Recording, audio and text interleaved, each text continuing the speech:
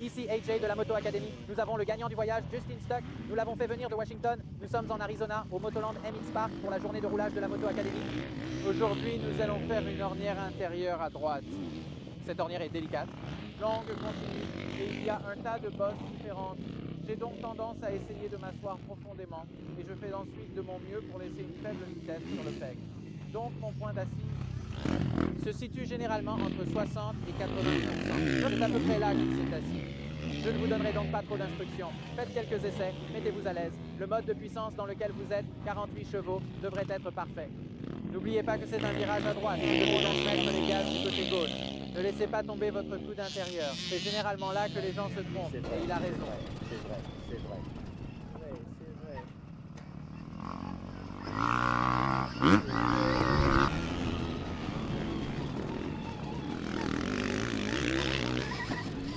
Oui, c'est bien. Génial. Bon, maintenant, il faut qu'il choisisse un endroit où s'asseoir parce que c'était génial jusqu'à ce qu'il arrive à la toute fin, debout, en descendant la première partie de la ligne droite. Et ensuite, ça s'est transformé, je ne sais pas si vous avez pu le voir sur le film, mais ça s'est transformé en cette traction et en tombant un peu de l'arrière. C'est comme ça qu'on a une pompe dans les bras.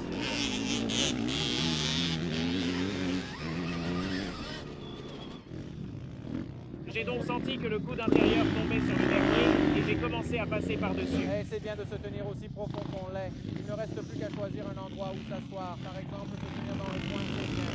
Si vous vous tenez debout à la sortie du virage, c'est moins bien. C'est bien parce que vous tombez de l'arrière de la moto. C'est bien parce qu'on tombe de l'arrière du vélo.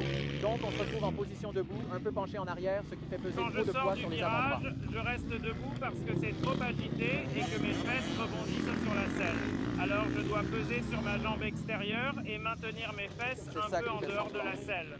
Ça l'annule. Ainsi, vous vous asseyez et seulement 10 à 20% de votre poids va dans vos fesses. Tout le reste va dans le pied extérieur. Là où vous voulez vous asseoir, c'est juste à l'endroit où l'ordre frappe, à l'extrémité du point. Tu vois où je veux en venir? Vous voyez où je veux en venir? Vous êtes debout, debout, debout, et juste au moment où vous arrivez au talus de l'ornière, où vous voyez qu'elle va avoir de la tenue, vous vous asseyez juste un peu et vous obtenez cette vitesse et cette poussée de puissance à la fin du virage. D'accord? Mais le poids doit se trouver dans le pied extérieur. De cette façon, lorsque vous frappez ces bosses, votre derrière peut quitter le siège en douceur au lieu de faire cela sur le siège. Ok. Je vais essayer.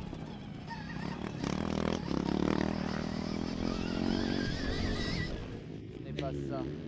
Ce n'est pas ça. C'était comme un accroupissement maladroit vers l'arrière du vélo, assis trop loin en arrière, tout le poids dans les bras. Quand je parle de la fausse position assise, il faut faire la transition vers la position assise, c'est-à-dire les fesses vers la partie avant du siège.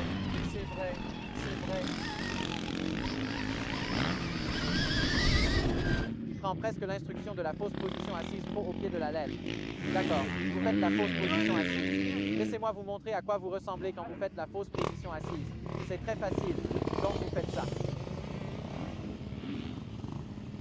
Ce n'est pas ce qu'est une fausse position assise.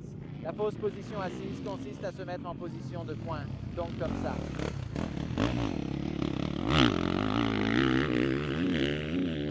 Essentiellement, pour la personne qui regarde, on dirait qu'ils sont assis. C'est vrai, mais le poids est dans le pied extérieur. C'est vrai. Vous ne devriez pas avoir l'air de faire cette position maladroite. Voyez les debout, moi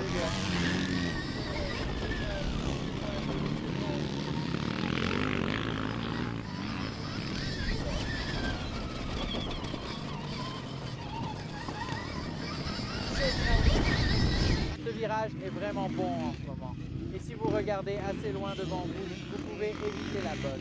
Je ne sais pas si vous avez remarqué, mais je suis sorti de l'ornière à un moment donné, au point de me faufiler très légèrement dans la bosse pour ne pas la traverser de plein fouet. C'est vrai.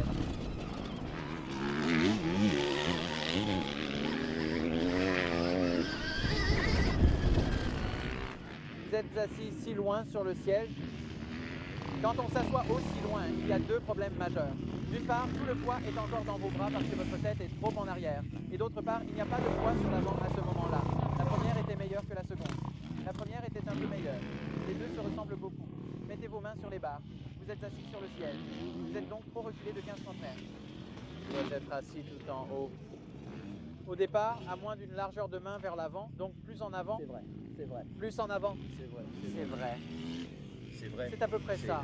Ensuite, il faut vraiment se concentrer sur cette posture parce que lorsque vous étiez assis, vous avez toujours cette bosse dans le dos. Alors, mettez vos fesses en avant et travaillez votre posture. C'est vrai, c'est vrai, c'est vrai, c'est vrai, c'est vrai,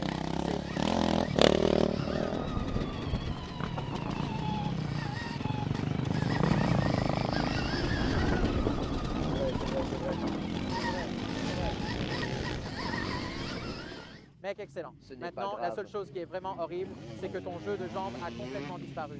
Comme si tu avais les pieds à plat, les orteils en dehors. Il faut donc régler ce problème.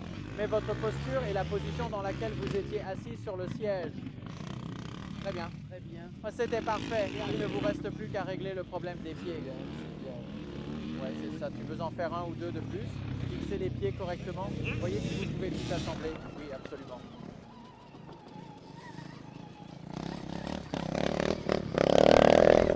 Oui, maintenant nous commençons à maintenant. Nous sommes en train de tout reconstituer. C'est incroyable. Je remarque qu'à 10 ou 15 minutes d'attention concentrée sur un point, je veux dire, c'est probablement une seconde plus rapide et il pourrait faire cela une centaine de fois de suite maintenant.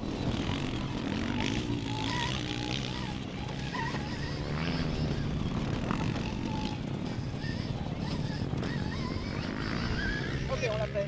Lornière de droite, lornière hachée, c'est ça le plus. Donc vous pouvez commencer à développer ça dans chaque virage. C'est pourquoi je suis si passionné par l'enseignement, parce que c'est comme si cela rendait les choses beaucoup plus sûres. Mais aussi, ce que les gens oublient, c'est que ça améliore l'expérience de conduite. Tout d'un coup, ils se disent « Oh, attendez, c'est plus amusant que ce que je pensais. » Tout à fait. Et quand vous commencez à assembler tous ces éléments tout autour de la piste, c'est comme si votre expérience de pilotage était multipliée par 100. C'est incroyable. C'est si bien fait. Il a gagné un voyage rien qu'en étant dans l'application. Alors, si vous n'êtes pas encore dans l'application Moto Academy, allez-y. Aujourd'hui, nous organisons une journée de roulage pour laquelle j'ai payé 40 entrées pour 40 pilotes de la Moto Academy. La piste est donc jonchée de techniques de la Moto Academy aujourd'hui, ce qui est vraiment gratifiant et cool. Abonnez-vous, inscrivez-vous à l'application. C'est bon à faire.